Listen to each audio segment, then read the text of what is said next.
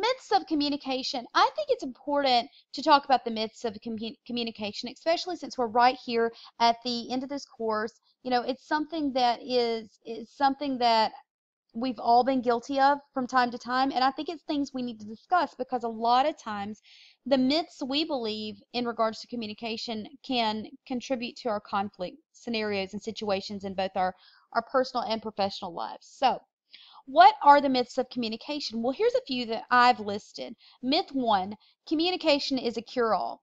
We've probably heard that our entire lives, guys, that communication is a cure-all. Okay, let's talk about that.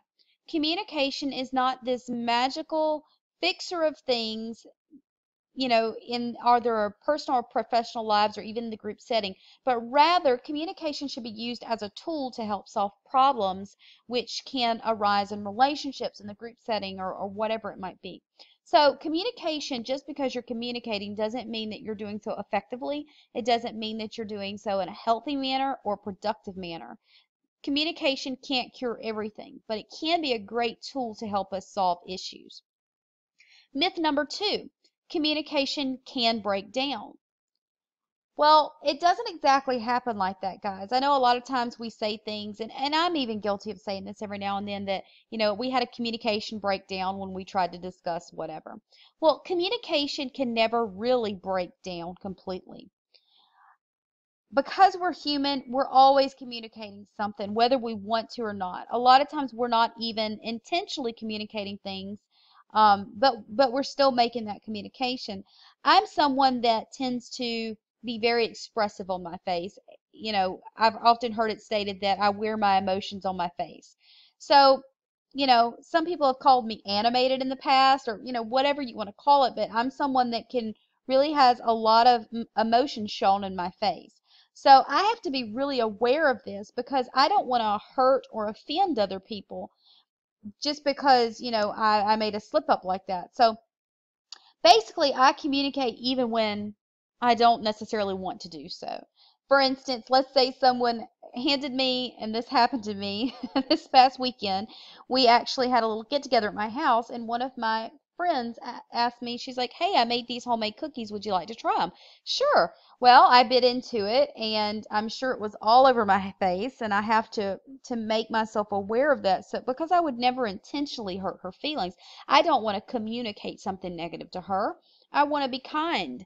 But, a lot of times just by our facial expressions can tell a different story. She didn't cook down the flour and the baking soda and all that in the cookie, so it was really just tasted like you were eating flour. So it wasn't the best thing in the world. But like I said, I would never intentionally hurt someone. So we have to be aware of the fact that we're always communicating, whether we want to or not. So, whether we're intending to give that message or we've just let it slip, in our mind that we're communicating through our body language and our facial expressions and so forth, we have to just make sure that we're being aware of these things. Um, so as you can see, basically communication never breaks down. It's just not sometimes going how you want it to go. All right, myth three. Effective communication is merely skill building.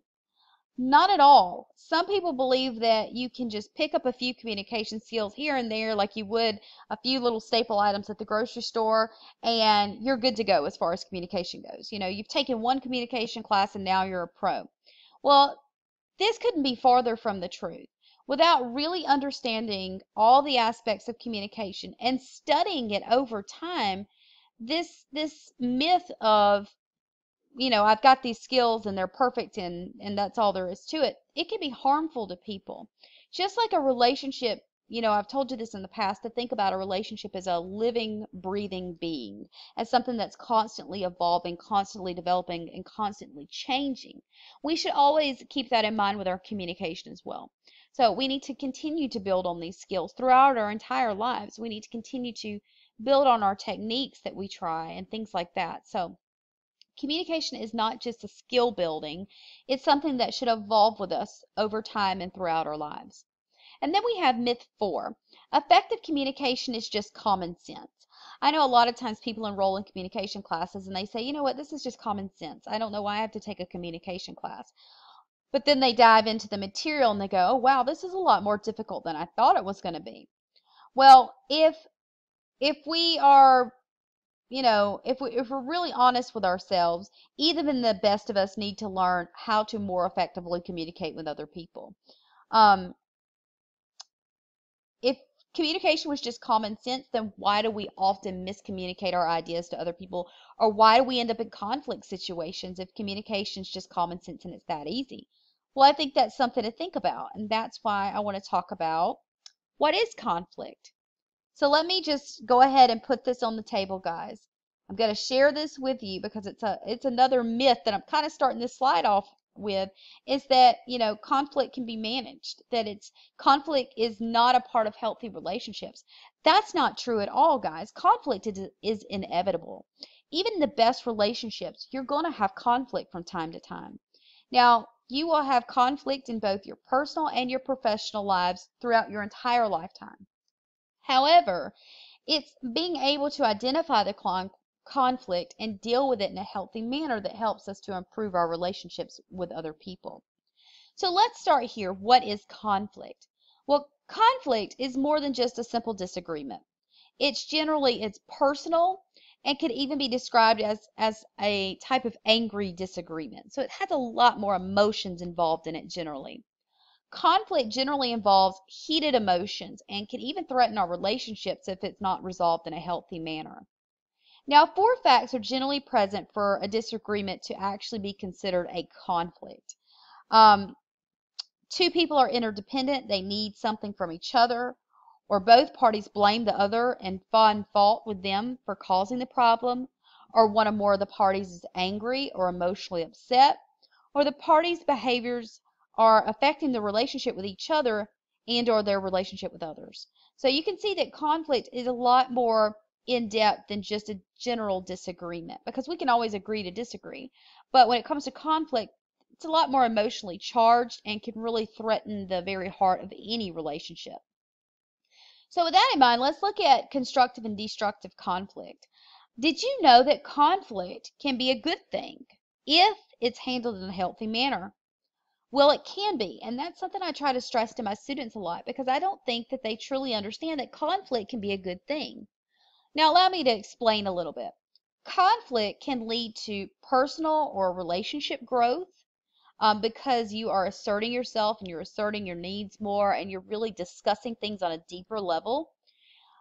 It also leads to a deeper level of intimacy because, like I said, you're often, when you're in a conflict situation, it's because you're talking about something that's a little deeper rooted in your life. So it can, if handled in a healthy manner, it can deepen your level of intimacy. And also, conflict can help us to better understand our partner's needs. Something I generally hear from my students is, the way I handle conflict is to walk away from the situation. I just don't like conflict. Well, remember what I said, guys. Conflict is inevitable. While you may think that it's healthy to avoid conflict and to walk away from the situation, it's generally not the best approach. Allowing time for the situation or the person to cool off is perfectly fine, but I always suggest revisiting the issue when your emotions aren't quite so high. Avoidance often is just basically you ignoring the issue that's there. There was a reason you had this conflict. You can't just ignore it because it's gonna come at you again in the future. And if you choose to if you choose to avoid conflict, this can often cause resentment in relationships because nothing was ever really addressed. It can cause what we call gunny sacking, and gunny sacking is basically perhaps you're in an argument with your significant other 2 weeks down the road, and you say, you know what? I knew this was going to happen. You always lied. Don't you remember that time that you lied to me about this and you weren't truthful and you're just a liar? Okay, those are harsh words, obviously, but gunny sacking is basically where we mudsling at people. We throw things from their past or past situations back in their face, even though it might not be relevant to that situation at the time. But it's a way of just kind of smacking them in the face with their wrongdoings. And avoidance can also lead to just overall anger issues and more in relationships because really avoidance of conflict can be poisonous to relationships. So that's something to keep in mind. The goal should not be to avoid conflict, but rather to manage it so that it's useful to the relationship. Okay, so we're going to take a look back at these 4 communication styles that we discussed last lesson. As we've discussed, there are 4 basic communication styles. We have passive communication styles, and that's where the individual generally gives into the demands of others and never really asserts their own opinions or thoughts. Then we have assertive communication styles, and that's a communication style. If you remember, I used myself as an example on this. But an assertive communication style is an individual who's generally pretty clear with his or her communication. They're generally open and firm and fluent in their dialogue. They're not forceful or passive, but kind of a happy medium in between. Now, remember what I said though.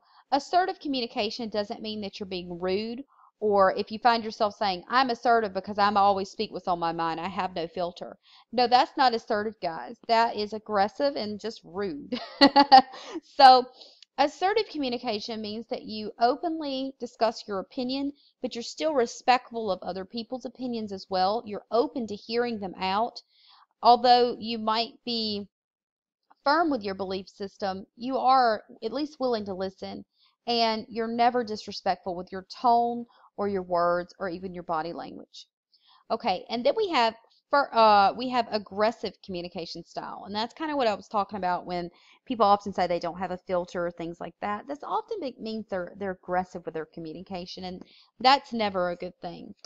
Individuals usually tend to fall in this category if they choose when and where the communication takes place. For instance, if you don't want to talk anymore and you just give everybody the cold shoulder, that's kind of aggressive, guys. In fact, it's actually a little passive aggressive, and we'll talk about that in a minute. But if you're someone that tends to dominate the conversation, and you're very demanding with your tone, and you're very forceful in your communication, and maybe even you're one of those people, like I said, that say they don't have a filter, and they say what's on their mind, that can be intimidating to other people as well, and not in a good way. Aggressive communication is never respectful of other people, and it's something we always have to be aware of to try to tone down a bit and strive to be more assertive instead. And lastly, we have passive aggressive communication style, and basically that's just the middle ground between, being passive and being aggressive. So emotions, basically with this type of communication style, the individual is generally a hybrid of that passive or and that aggressive style. Outwardly, there is no general visible signs of aggression. However, emotions such as anger and resentment or even negativity, um, they're usually done indirectly. So, with that being said, let's look at this. So, which is the best approach for handling conflict? Well, in my opinion, is to be assertive. And that's because we're not being disrespectful, but we're not avoiding the conflict either. We're not being passive aggressive with our tendencies.